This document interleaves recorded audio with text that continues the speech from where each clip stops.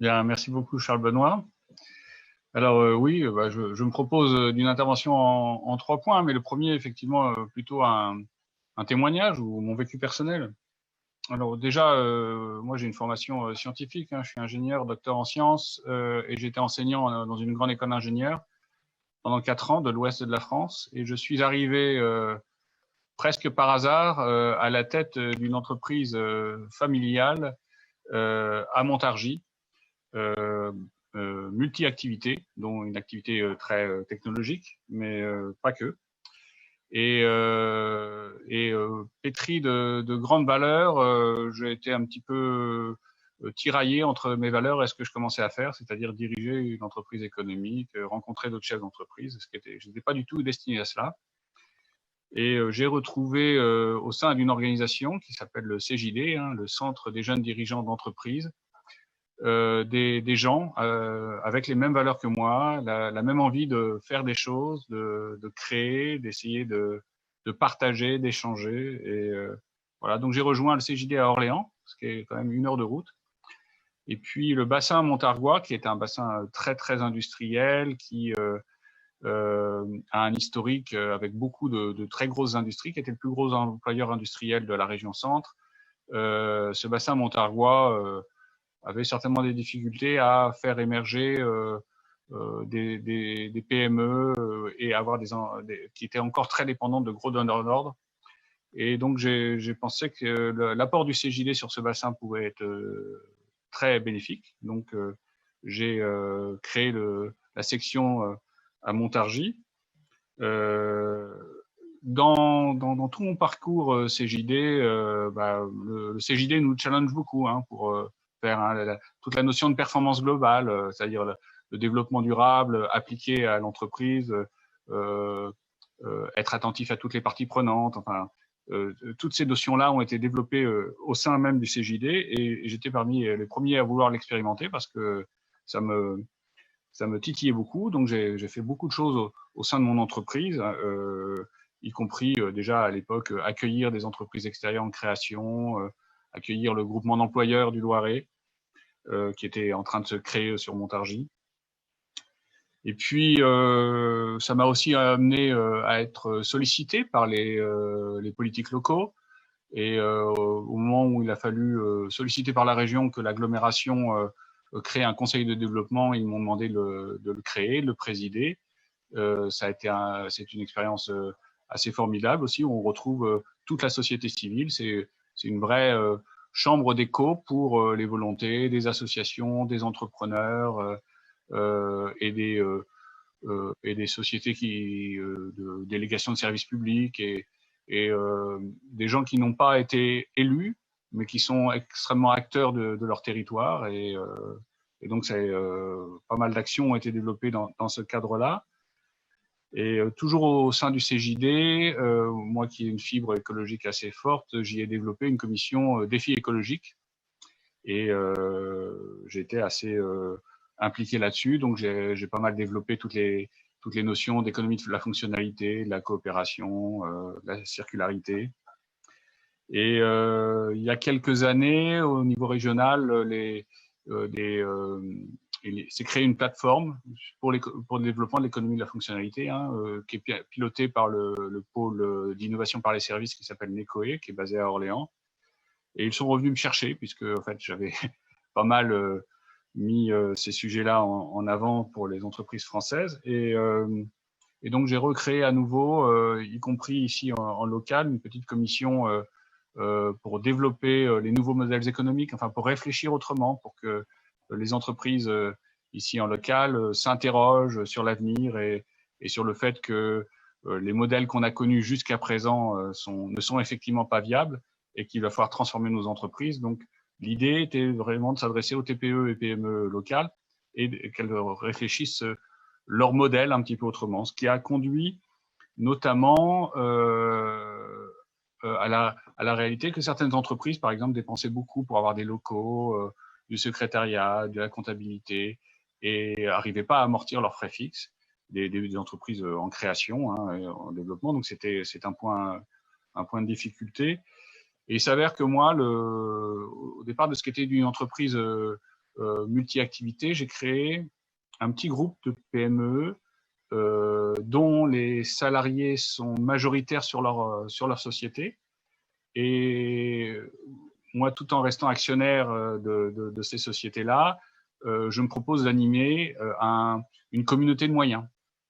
Et donc, j'ai réorganisé mes locaux pour que ces entreprises-là qui avaient du mal à dépasser un certain niveau et couvrir leurs charges fixes qui étaient très importantes, puissent être accueillis dans mes locaux et que ces charges fixes diminuent de manière complètement drastique puisque, encore une fois, tous ces frais étaient partagés avec plusieurs structures et en leur donnant la possibilité d'accéder à la personne qui s'occupe des ressources humaines, à la personne qui s'occupe du QSE, à la comptabilité et aux expertises différentes du groupe. Donc ça, c'était un tournant assez intéressant pour le groupe, c'est-à-dire officialiser vraiment une valeur qui est essentielle chez moi, qui est le partage. Et puis, au sein même du groupe, ces dernières années, à l'instar d'ailleurs du groupe Vive, on a décidé de définir nos stratégies avec les salariés et au regard des objectifs du développement durable. Et donc, chaque salarié, alors c'est un processus, on a déjà fait deux sociétés, on va continuer sur les autres, là, ça doit être vendredi pour une réunion, mais chaque salarié s'exprime sur quels sont les objectifs du développement durable qui sont importants pour eux, quels sont par rapport à leurs valeurs, et quels sont les objectifs du développement durable sur lesquels ils pensent que la société, notre entreprise, enfin leur entreprise, hein, celle qui possède eux-mêmes, agit, et quels sont ceux sur lesquels elle devrait agir si elle n'agit pas encore. Et donc, ça permet de redéfinir des stratégies, mais qui tiennent compte de la valeur de tous et de l'idée que tous se font de leur entreprise. Voilà. Alors, je vous disais qu'on avait réfléchi au modèle économique avec pas mal de TPE, PME du bassin de Montargois. Et on s'est dit, on ne peut pas rester là, en fait. On ne peut pas en rester là. D'ailleurs, la volonté de tous les gens qui avaient participé à ce groupe de travail voulaient aller plus loin. Et donc, on a créé une association donc, qui s'appelle PERC3C. C'est pour l'engagement et la responsabilité sociétale des entreprises, l'économie circulaire, coopérative et collaborative. Et le but de cette association est vraiment de faire un catalyseur des énergies sur le bassin pour essayer de favoriser les transformations de modèles. C'est-à-dire que tous les entrepreneurs aujourd'hui essayent d'anticiper les mutations inéluctables, on va dire, de l'économie au regard des enjeux écologiques et sociaux qui nous menacent. Et eh bien, en fait, ça fonctionne plutôt pas trop mal. Alors, c'est une jeune association, mais on a déjà une trentaine d'adhérents.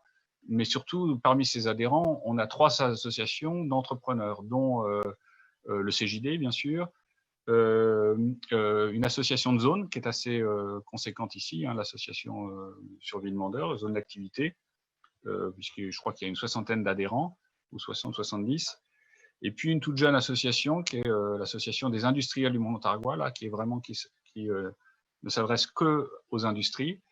Et tout ce monde-là rejoint PERC3C, puisqu'en fait, PERC3C s'inscrit dans le cadre de la COP régionale, donc la COP pour développer un programme d'écologie industrielle territoriale. Donc, on va être cheville ouvrière sur le bassin montargois d'une action. Alors, elle devait se lancer là. Bon, bien sûr, l'opération Covid a un petit peu retardé les choses.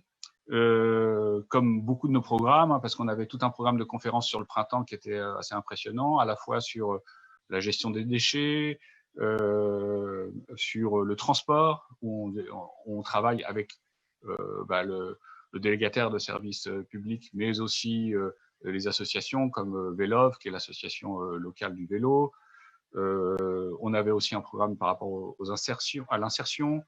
On travaille aussi avec le chantier d'insertion sur le tri des déchets, les D3E, hein, électroniques, électroménagers. Voilà. Donc, on avait un beau programme de conférences. On a des commissions qui étaient en train de se lancer, donc qu'il va falloir bien sûr réanimer. Mais tout ça pour dire qu'il y a tout un parcours où finalement d'une volonté et d'un partage de valeurs, on arrive à créer une synergie, on arrive à créer, à faire évoluer un écosystème, et d'un écosystème qui pourrait paraître en difficulté parce qu'il a un très très gros passé industriel et industrie lourde, hein, puisqu'en fait on a dans notre agglomération le site historique de Chinsun, et qui représente un nombre de salariés très très important, toujours sur le bassin, mais 3 à 4 fois moins qu'il y a quelques dizaines d'années. Et donc, comment est-ce qu'on arrive à préparer cet écosystème à ces évolutions, à ces changements de modèle? Et forcément, ces changements de modèle, on n'y arrive que en créant des partenariats, des alliances, qu'en s'ouvrant à la réalité du territoire et en s'ouvrant, que ce soit à l'éducation, aux associations et autres. Voilà, ça c'est pour mon témoignage personnel. Ce genre d'action, on ne peut pas dire que ce soit quelque chose d'isolé. Je ne pense pas être un ovni. Et on se rend compte que on peut prendre d'autres exemples ailleurs. Alors, au sein même de la région Centre-Val de Loire, on a un autre exemple dans le Cher, où nous avons, à l'initiative de la DLA, c'est le dispositif local d'accompagnement, hein, mais qui est tenu dans le Cher par la Ligue de l'enseignement, et en partenariat avec le MEDEF, ils ont créé il y a quelque temps un lieu de rencontre, enfin, entre entreprises et associations, où les associations expliquent leurs besoins et les entreprises aussi. Et ça a créé des projets multiples qui ont été extrêmement intéressants, hein, que ce soit sur le handicap, l'environnement, le sport, l'insertion, la solidarité, le culture, le numérique. Et ces rencontres sont… Alors, certains projets se concrétisent vraiment par des actions et des alliances. D'autres ont peut-être un peu plus de mal à émerger, mais la multitude de ces rencontres crée une multitude de projets et qui est extrêmement enthousiasmante, à tel point que même pendant la période de Covid, tous les participants ont souhaité continuer de se rencontrer, alors là, cette fois-ci virtuellement, pour pouvoir continuer ces échanges et de créer des espaces de rencontre et de nouveaux projets et des alliances. Et ça, on arrive au dernier point de mon intervention, qui est justement tout ce qu'on pressent, tout ce qu'on observe, tout ce qu'on a pu découvrir même. Alors, j'ai eu le plaisir d'être appelé par Charles Benoît pour co-animer cette mission ministérielle, et on a vécu beaucoup de témoignages extrêmement enthousiasmants sur les différents territoires d'alliances déjà existantes et vivantes. Au regard de l'enquête dont Charles Benoît vous a fait la primeur de la restitution, on a décidé, entre le CJD et le Rameau, d'approfondir un petit peu plus et de lancer une étude au sein du CJD sur le jouet collectif en territoire. Alors, il y a 3 volets dans cette étude, hein, c'est de cerner à peu près les besoins des entreprises sur le court et moyen terme, dans cette action post-Covid, de voir comment est-ce qu'ils avaient une perception des fragilités de leur territoire, de savoir comment les chefs d'entreprise percevaient leur territoire, quelles en étaient les fragilités. Et puis un dernier volet, c'est de savoir ce qu'ils faisaient déjà en termes d'alliance, en termes de partenariat localement, parce que j'en suis bien persuadé, les chefs d'entreprise sont bien pires que M. Jourdain. Beaucoup font des alliances déjà depuis très longtemps, mais ils ne savent pas que c'en est. Et ils ne communiquent pas dessus. Et donc, non seulement eux ne savent pas très bien ce qu'ils font. Ils font des choses parce qu'ils se sentent pétris de valeurs et ils veulent agir pour le bien commun aussi. Mais surtout, ne sachant pas ce qu'ils font, ils ne communiquent pas dessus, et ne communiquant pas dessus, personne ne sait ce qui existe déjà. Donc cette étude est vraiment pour aller regarder ce qui existe déjà et étudier un peu aussi leur volonté de vouloir éventuellement faire plus. Voilà. Ceci conclut mon intervention, mais par contre, je serais très heureux de pouvoir répondre à des questions s'il y en a.